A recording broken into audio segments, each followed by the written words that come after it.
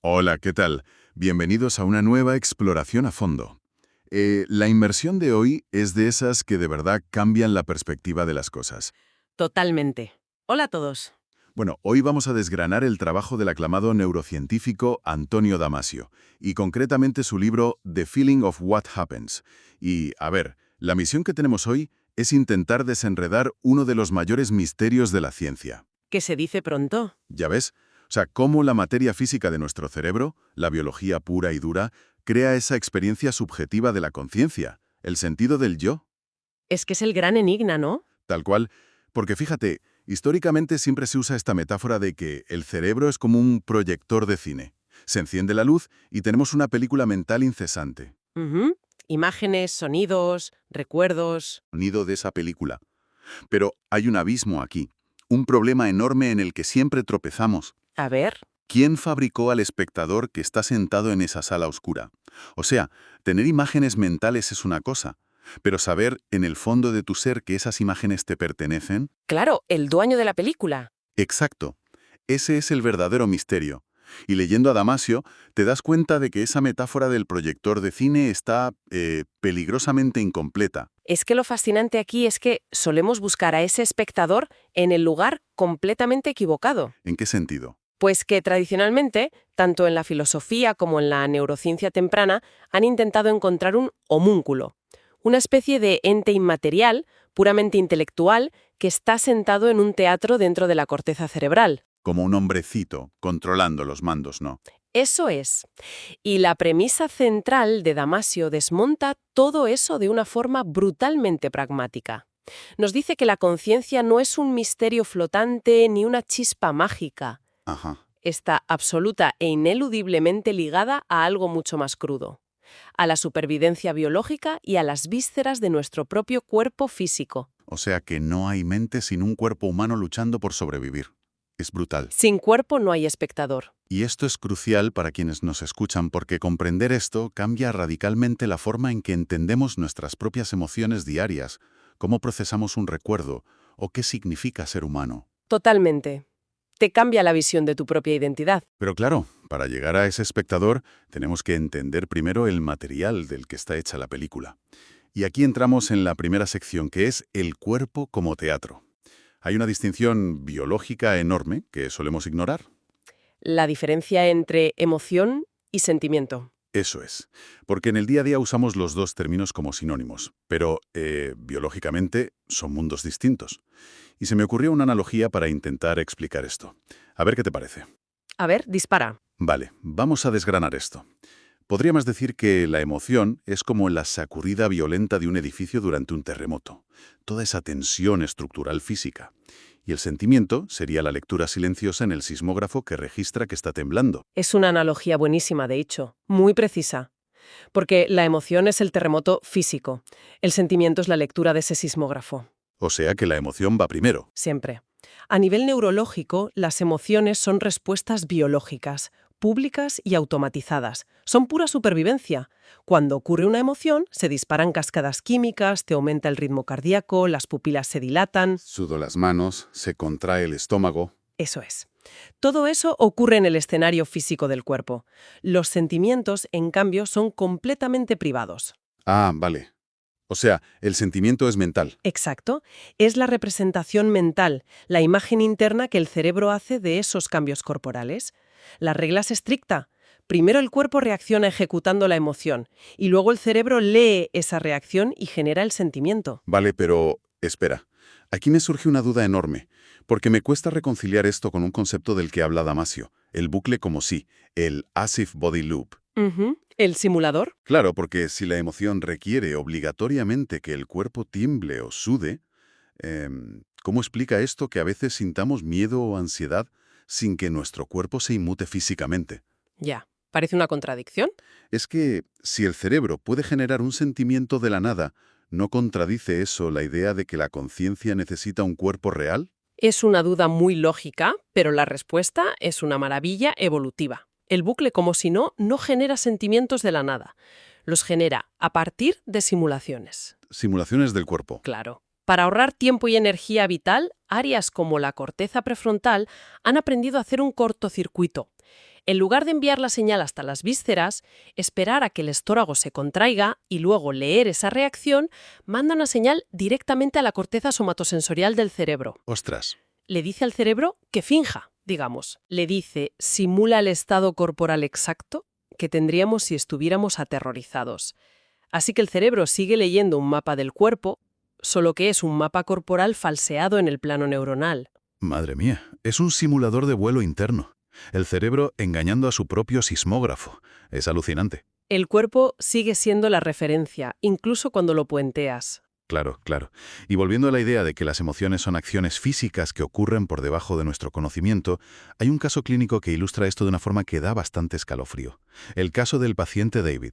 Buf, el caso de David es durísimo. Es que David padece un daño masivo en los lóbulos temporales y en el hipocampo. Su amnesia es tan severa que, fíjate, su ventana de retención es de unos 45 segundos. No puede aprender ningún dato nuevo. Literalmente nada, no retiene caras ni nombres más allá de ese instante. Y sin embargo, su caso es la prueba de fuego que separa la emoción de la conciencia. Porque le hicieron el experimento del chico bueno y el chico malo. Eso es. Cuéntanos un poco cómo fue ese experimento porque es revelador. Pues durante días sometieron a David a interactuar con dos personas. Una persona era el chico malo, lo trataba de forma brusca, le negaba cosas, era muy desagradable. La otra persona, el chico bueno, era todo sonrisas, amable, le daba lo que pedía. ¿Vale? Si luego le preguntas a David, a nivel consciente, quiénes son esas personas, no tiene ni idea. Nunca sabrá quiénes son. Si le pides que los identifique en fotos, no puede. Porque a los 45 segundos se le borra la memoria. Exacto. Pero, y aquí viene lo increíble, mecánicamente su amígdala sigue registrando la amenaza y la recompensa. Su cuerpo sigue detonando respuestas emocionales instintivas ante ellos. Y por eso, cuando le piden a quien prefiere acercarse en la sala, siempre va hacia el chico bueno. O sea, las emociones operan en la oscuridad, dejan marcas en el cuerpo aunque el espectador consciente esté ciego. Así es, la maquinaria biológica no necesita el permiso de la conciencia. Pero fíjate, hay un reverso de esta moneda. ¿Cuál? Que la emoción puede existir sin memoria consciente, vale, pero ¿qué ocurre cuando la infraestructura misma de la conciencia se apaga de golpe? Ah, el caso de la crisis de ausencia, la habitación circular gris. Ese mismo. Un paciente está conversando tranquilamente contigo, gesticulando, con expresiones en la cara, y de pronto una pequeña tormenta eléctrica en su cerebro desconecta su conciencia central. Recuerdo la descripción del libro. Se queda congelado. Deja de hablar en mitad de una sílaba. Y luego empieza a moverse como un autómata. Camina, coge una taza de café, bebe. Navega el espacio físico sin chocarse. Exacto. O sea, su atención espacial funciona. Pero lo que hiela la sangre es que su rostro se vacía por completo de expresión. Está ausente. Y esa es la clave del asunto. Durante esos segundos sin conciencia, el sistema límbico podría seguir disparando emociones básicas, pero no lo hace. No hay emoción de fondo. Es un zombi neurológico. Madre mía. Esto demuestra que cuando el enchufe de la conciencia se desconecta, el teatro de la emoción también cierra. Vale, entonces si las emociones son estos cambios físicos que ocurren en el fondo, tiene que haber un mapa constante, un lienzo base donde ocurren estas alteraciones, ¿no? Exactamente. El guardián silencioso. Y esto nos lleva a la segunda sección de nuestro análisis, el nivel más profundo de la arquitectura cerebral, el protoyo. Damasio habla de una asimetría en el cerebro que me pareció fascinante. A ver, explícalo. Pues que, por un lado, nuestra corteza visual es como un turista libre. Puedes mirar una taza, luego girar la cabeza y mirar el techo, luego un libro. Cambia de objeto cada segundo. Pero hay otras estructuras en el cerebro que están encadenadas a un solo objeto durante toda tu vida. Una cadena inquebrantable, sí.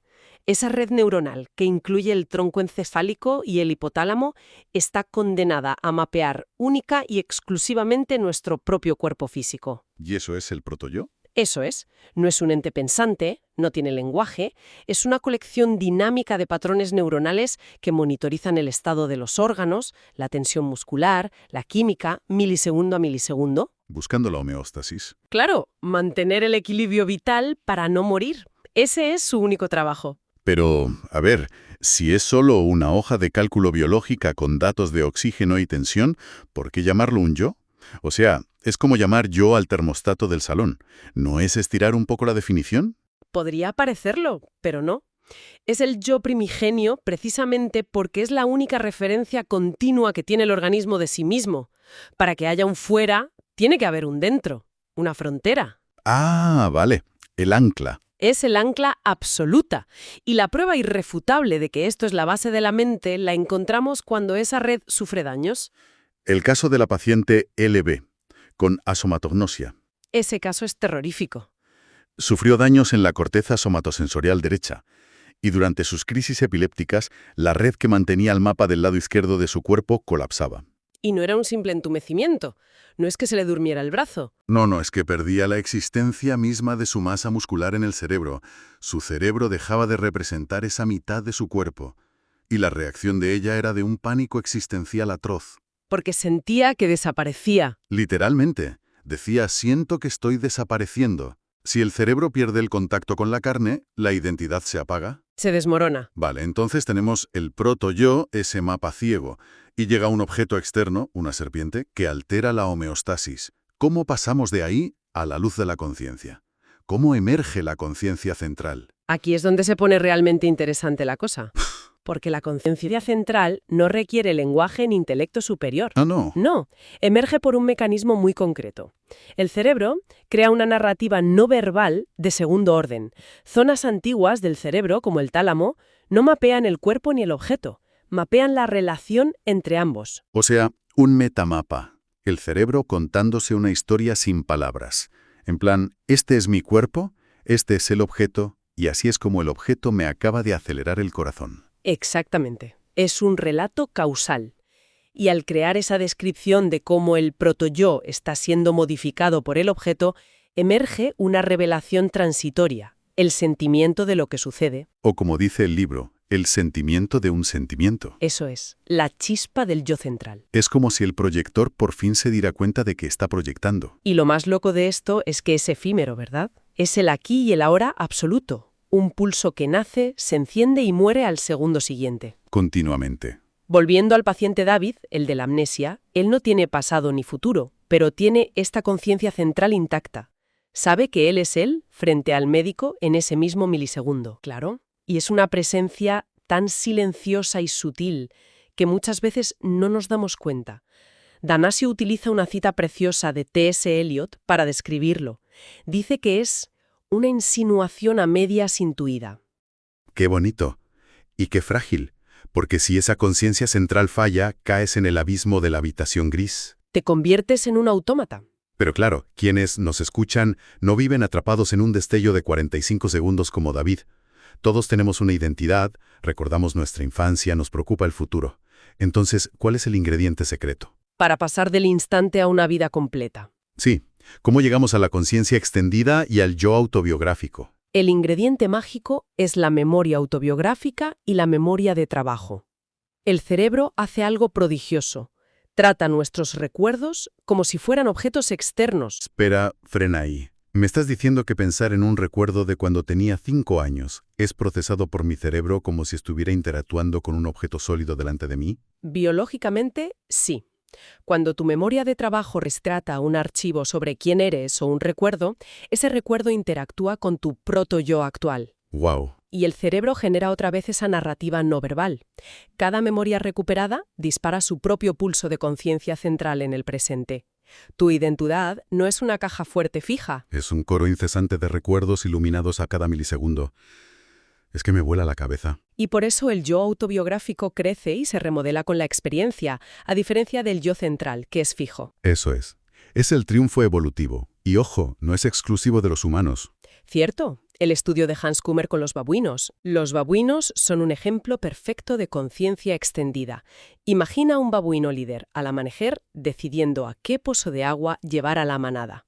Tiene que elegir entre un pozo cercano, pero que suele estar seco, o uno lejano donde hay agua, pero está lleno de depredadores. Para tomar esa decisión no hay un estímulo físico inmediato. Su cerebro tiene que rescatar un mapa del territorio de su memoria a largo plazo. Tiene que proyectar futuros posibles. Simular internamente la sed aplacada o el miedo al depredador, o sea, proyectar su cuerpo en el tiempo. Eso es pura conciencia extendida operando, obviamente sin lenguaje humano, pero los cimientos están ahí. Y cuando esos cimientos llegan a la cima con nuestra cultura, pasa algo asombroso. Y aquí Damasio cuenta una anécdota observando a un anciano en Estocolmo. Sí, bajo la lluvia intentando subir a un ferry. El hombre está frágil, confuso, subiendo por una pasarela resbaladiza.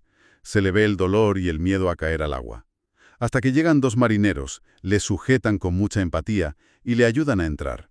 Una escena súper cotidiana. Pero si lo conectamos con el panorama general de la conciencia, es sobrecogedor. Porque sin conciencia extendida, el anciano sentiría el dolor de la rodilla, claro, pero no conocería su propio sufrimiento, ni la vergüenza de verse vulnerable. Y los marineros no habrían sentido empatía. Porque la empatía es la capacidad de tu memoria de trabajo para proyectar tu yo en el cuerpo del otro, simulando su angustia mediante tu propio bucle como. O sea, sin esta conciencia, Damasio solo habría visto sacos de biología moviéndose bajo el agua. No habría sentido conmiseración.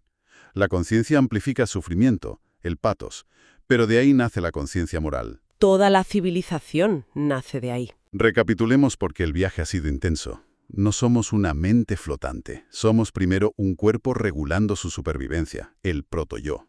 Luego una narrativa sin palabras de cómo el mundo choca con ese cuerpo, la conciencia central. Y finalmente, gracias a la memoria, una historia épica vivida a lo largo del tiempo, la conciencia extendida.